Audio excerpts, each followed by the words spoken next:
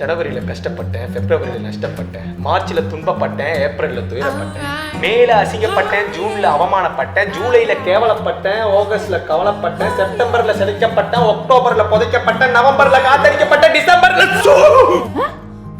எது மாப்பிள்ளை பார்த்துட்டாங்களா?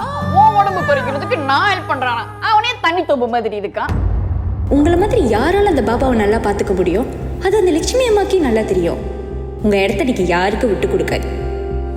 இது பாருமா, சில விஷயத்தில் நம்ம முடிவு எடுக்கிறோம், அந்த முடிவு சரியாக இருக்கலாம். நம்ம என்ன நினச்சாலும் நடக்க வேண்டியது தான் நடக்கும். பேசாம இருங்க.